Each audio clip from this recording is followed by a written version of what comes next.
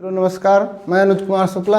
आज हम लोग स्वास्थ्य और स्वच्छता के बारे में अध्ययन करेंगे। कल हम लोग पोषण पढ़े, यानी कोई व्यक्ति स्वस्थ कैसे रह सकता है इसके बारे में आपको बताया गया। यदि व्यक्ति संतुलित आहार लेता है, संतुलित आहार ले और स्वच्छ वातावरण में रहता है तो वह बीमारी का शिकार नहीं होता। और मुख्य रूप से हमें आज बीमारियां ही इसके अंतर्गत पढ़ना है कि जब व्यक्ति उचित मात्रा में प्रोटीन, विटामिन, कार्बोहाइड्रेट, वसा, जल, खनिज लवण आदि का सेवन करता है तो वह स्वस्थ रहता है। अरस्तु ने भी कहा कि स्वस्थ शरीर में स्वस्थ मस्तिष्क का निवास होता है और इसके लिए ज़रूरी है स्वच्छता भी। यानी कुछ बीमारियां जो वातावरण से फैलती हैं, कुछ बीमारियां जो भोजन की कमी से फैलती हैं, तो इसी का अध्ययन हम आज करेंगे। तो जब व्यक्ति संतुलित आहार नहीं लेता या दूषित वातावरण में जाता है तो किसी न किसी रोग का शिकार होता है, तब उसे कहा जाता है कि वो व्यक्ति क्या है, बीमार है। बीमार है। यदि व्यक्ति बीमार हो जाता है तो अपने आप को अस्वस्थ महसूस करता है। तो बीमारियां कुछ प्रकार हैं। तो बीमारियां कुछ प्रकार की, जैसे दो प्रकार हैं। एक है जन्मजात बीमारी, एक जन्मजात बीमारी है, एक है उपार्जित बीमारी।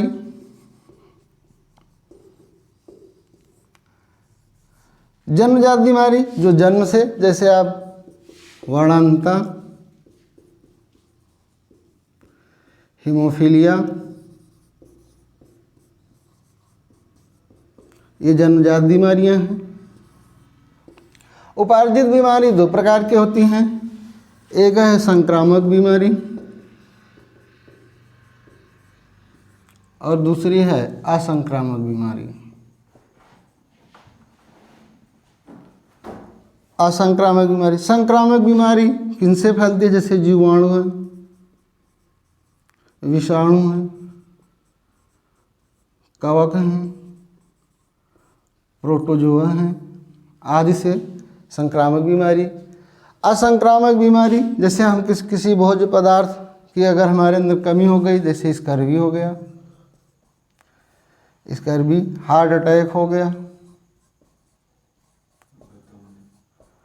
हार्ट अटैक हो गया, हार्ट अटैक, रतौंधी, कैंसर, ये असंक्रामक बीमारी के अंतर्गत आती हैं। यानी कि जन्मजात बीमारी जन्म से ही रहती है। संक्रामक बीमारी जीवाणु, विषाणु, कवक आदि से फैलते हैं। असंक्रामक बीमारी जब हम किसी भोज्य पदार्थ की हमारे कमी हो जाए तो असंक्रामक बीमारी फैलती है। तो कहने का मतलब कि व्यक्ति बीमार कब होता है? या तो जब जन्म से कुछ रोगों का शिकार हो जाता है, या वातावरण दूषित होता है, गंदा जल का हम सेवन करते हैं, गंदे वातावरण में रहते हैं, तब कुछ बीमारियां उत्पन्न होती हैं। कुछ वायु द्वारा फैलती हैं, कुछ जल, दूषित भोजन आदि से फैलती हैं। और कुछ बीमारियां होती हैं जब हम किसी भोज्य पदार्थ, जैसे जो पोषक तत्व हैं उनको हम कम मात्रा में लेते हैं तो कुछ बीमारी के शिकार हो जाते हैं। तो यह है बीमारी के प्रकार। यानी बीमार व्यक्ति वही है जो अपने को अस्वस्थ महसूस करता है। अब इसी में से हम किसी एक का अध्ययन करते हैं। तो सबसे पहले हम अध्ययन करते हैं जीवाणु का।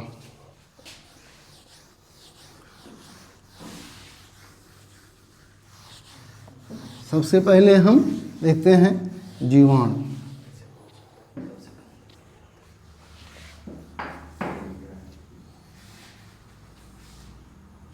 जीवाणु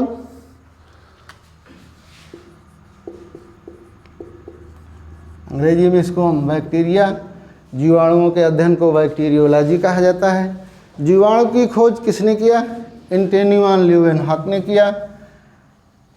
जीवाणु की खोज एंटोनी वान ल्यूवेनहॉक ने किया। जीवाणु हैं क्या? एक सूक्ष्म जीव हैं। जीवाणु क्लोरोफिल रहित, इस तरह भी हम कह सकते हैं, क्लोरोफिल रहित प्रोकैरियोटिक कोशिका युक्त सरल कोशिकीय जीव होते हैं, जिनकी खोज किसने किया? एंटोनी वान ल्यूवेनहॉक ने किया। और इनको एरेनबर्ग ने बैक्टीरिया नाम दिया। एरेनबर्ग ने इनको क्या कहा? इनका क्या नाम? बैक्टीरिया दिया। जीवाणु विज्ञान का जनक हम किसे कहेंगे? एंटोनी वैन लीeuwenhoek को कहेंगे। तो ये है जीवाणु। जीवाणु क्या है? एक सूक्ष्म जीव है। थोड़ा सा हम जीवाणु के बारे में भी यहाँ देख लेते हैं, और इनसे उत्पन्न रोग, जीवाणु से क्या लाभ हैं, ये सब प्रश्न आते हैं, इनको यहाँ जानना जरूरी है।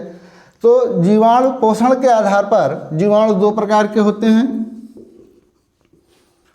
पोषण के आधार पर जीवाणु दो प्रकार के होते हैं। एक होते हैं स्वपोषी जीवाणु, और दूसरे होते हैं विषमपोषी जीवाणु।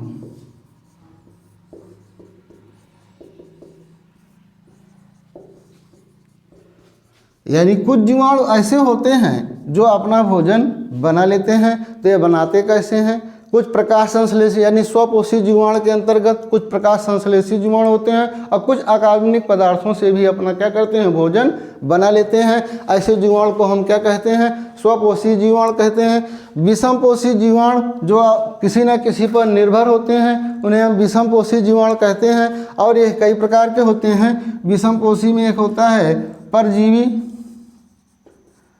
परजीवी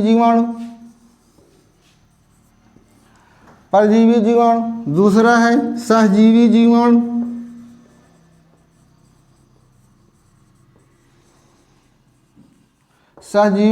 और तीसरा है मृतोपजीवी जीवाणु।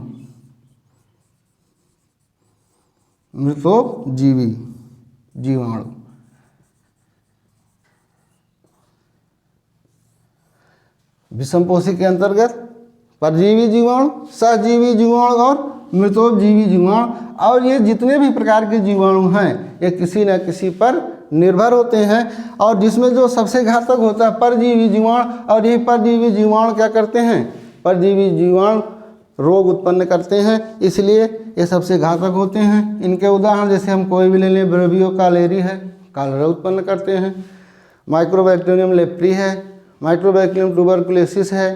तो इस प्रकार के जीवाणु के उदाहरण हैं जो रोग उत्पन्न करते हैं और दूसरे पर निर्भर होते हैं, और अपना भोजन दूसरे से प्राप्त करते हैं। सहजीवी का मतलब होता है जब साथ साथ कोई जीवन यापन करता है, यानी दो साथ साथ जीवन यापन करते हैं, तो उसे हम क्या कहते हैं? सहजीवी। जैसे कोई जीवाणु किसी शैवाल के साथ सहजीवी के रूप में साथ साथ जीवन यापन करता है, एक दूसरे को लाभ पहुंचाता है, और दोनों का जीवन आगे बढ़ता है, वृद्धि विकास करते हैं, तो ऐसे जीवाणु क्या कहलाते हैं? सहजीवी। और इसके उदाहरण हैं राइजोबियम, इसका उदाहरण है राइजोबियम। इसी प्रकार से मृतोपजीवी जीवाणु जो सड़े गले पदार्थों से अपना भोजन प्राप्त करते हैं, वो क्या कहलाते हैं? मृतोपजीवी जीवाणु। और यही मृतोपजीवी जीवाणु जो होते हैं प्रकृति के लिए क्या कहलाते हैं? सफाई कर्मी या मेहतर, या प्रकृति से उपहार स्वरूप हमें ये प्राप्त हुए हैं। तो मृतोपजीवी जीवाणु का जो उदाहरण है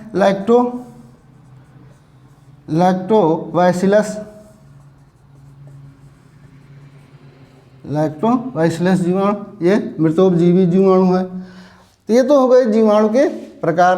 अब आगे हम देखते हैं कि जीवाणुओं से हमें लाभ भी होता है, जीवाणुओं से हमें हानियाँ भी होती हैं। हानियाँ रोग कारक भी होते हैं, रोग उत्पन्न करते हैं। तो थोड़ा सा हम देख लेते हैं जीवाणु से लाभ क्या है, किस प्रकार से जीवाणुओं से लाभ होता है। तो लाभदायक जीवाणु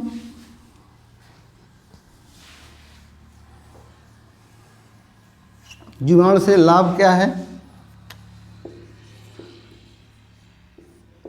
लाभ में हम देखते हैं कृषि क्षेत्र में हमें जीवाणुओं से लाभ होता है। जैसे एक जीवाणु होता है राइजोबियम लेग्यूमिनिसेरम। अभी टेट में क्वेश्चन भी इससे आया था, राइजोबियम लेग्यूमिनिसेरम। ये जीवाणु क्या करता है? नाइट्रोजन का, भूमि में नाइट्रोजन का स्थिरीकरण करता है। और चूँकि फसलों के लिए सबसे जरूरी क्या है? नाइट्रोजन। तो भूमि में या मृदा में नाइट्रोजन का स्थिरीकरण करने वाला जीवाणु कौन सा है?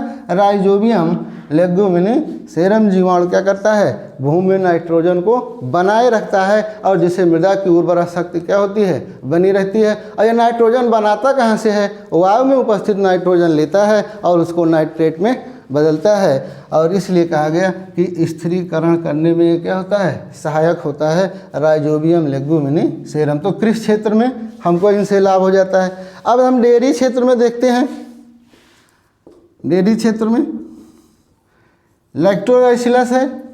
लैक्टोबैसिलस किण्वन क्रिया, किण्वन क्रिया आप जानते हैं, किण्वन क्रिया द्वारा दूध से दही बनता है और उसमें मुख्य सहायक कौन होता है, लैक्टोबैसिलस, जो केसिन प्रोटीन को छोटे छोटे बूंद के रूप में जमा कर देता है, यानी दूध से क्या बन जाता है, दही। तो दूध से दही बनाने और हमें खट्टे का अनुभव किससे होता है, लैक्टोबैसिलस या लैक्टिक अम्ल जिसको हम कहते हैं। तो ये है जीवाणु से एक लाभ कहाँ है, डेयरी उद्योग में, अन्य दही बनाने में भी मदद किससे पाते हैं, जीवाणु से। अब जीवाणु के तो ये लाभ हो गए एक कृषि क्षेत्र में, दूसरा क्या है, डेयरी क्षेत्र में हमें जीवाणुओं से क्या होता है, लाभ होता है। कुछ जीवाणु ऐसे होते हैं जो हम सड़े गले, जैसे जूट है, पटसन है, उनको सड़ाते हैं और सड़ाकर जब उसके उपयोग की चीज़ें हम रेशे को प्राप्त करते हैं। तो लैक्टीडियम ब्यूटीरियम है,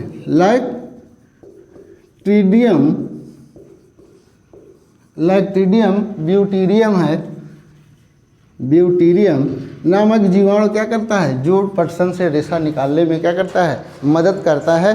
तो यहाँ पर जानते रहिए। तो ये है जीवाणु से लाभ।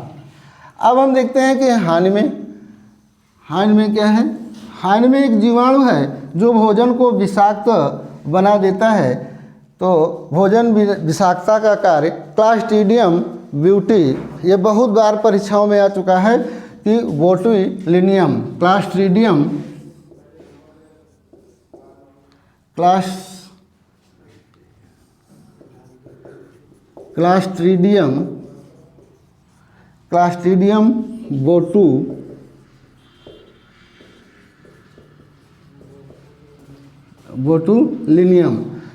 क्लास्ट्रीडियम बोटुलिनियम नामक जीवाणु क्या करता है, भोजन विषाक्तता का कार्य। यदि कोई भोजन खुला हम छोड़ देते हैं तो यह जीवाणु उसमें पहुंचकर भोजन को क्या बना देता है, विषाक्त बना देता है। ये जीएस में कई बार परीक्षाओं में आया है। अब आपके सिलेबस में तो आपको भी याद रखना चाहिए कि क्लास्ट्रीडियम बोटुलिनियम नामक जीवाणु क्या करता है, भोजन को विषाक्त बना देता है। यदि हम जैसे इसीलिए कहा जाता है कि खले वो फल को नहीं खाना चाहिए। यहाँ पर अब हम हानि देख रहे हैं, क्या क्या हानियाँ हैं। तो क्लास्ट्रीडियम बोटुलिनियम क्या करता है, भोजन विषाक्तता का कार्य करने वाला क्या है, जीवाणु है। अब आगे हम इसी में देखते हैं कि अन्य इनसे क्या हमें हानियाँ, जैसे कुछ रोग उत्पन्न होते हैं मानव में। तो मानव में कौन कौन से रोग जीवाणु द्वारा होते हैं, तो जैसे कालरा है, टिटनस है, टिटनस जिसे हम कहते हैं धनुष टंकार भी से कहते हैं, धनुष टंकार। डिप्थीरिया है, डिप्थीरिया,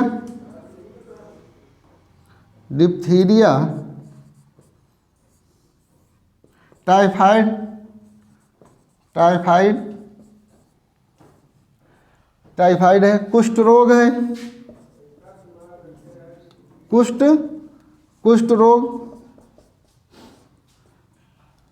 रोग, क्षय रोग जिसे हम टीबी कहते हैं। ये सब किसके द्वारा फैलने वाले रोग हैं, जीवाणु द्वारा। मानव में जीवाणु द्वारा ये रोग फैलते हैं। अब इसी टाइफाइड को हम जैसे कहते हैं आंत ज्वर भी कह देते हैं, आंत ज्वर इसे हम कहते हैं, या टिटनेस को धनुष टंकार कहते हैं, क्षय रोग को हम टीबी भी कहते हैं। अब होता क्या है कि क्षय रोग के निवारण के लिए बीसीजी का टीका, यहाँ थोड़ा सा ध्यान रखिए, बीसीजी का टीका किसके लिए लगता है, क्षय रोग के लिए। डीपीटी, डिप्थीरिया, डीपीटी का मतलब हो गया डिप्थीरिया, टिटनेस और काली खांसी जिसको हम कहते हैं पर्ट्यूसिस, डीपीटी इसी का नाम है। डीपीटी किसके लिए होता है, डिप्थीरिया, टिटनेस और पर्ट्यूसिस या हम काली खांसी कहते हैं, डीपीटी का टीका लगता है।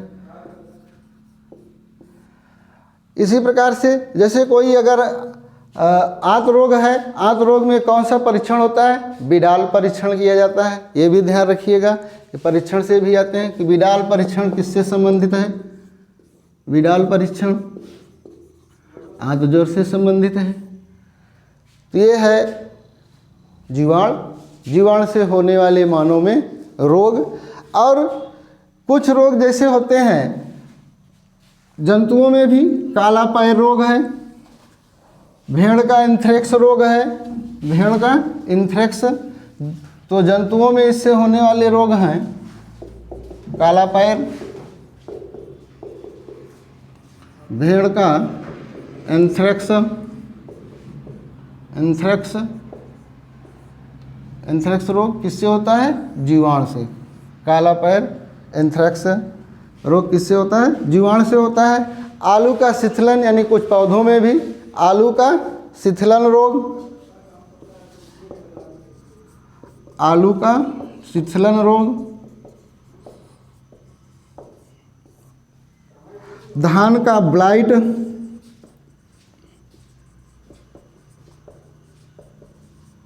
धान का ब्लाइट, नींबू का कैकर,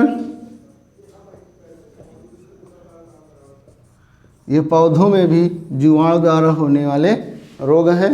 तो हम मानव में जान लिए और जंतुओं में भी जान लिए, कुछ पौधों में भी इनसे रोग होते हैं और जीवाणु कितने प्रकार के होते हैं।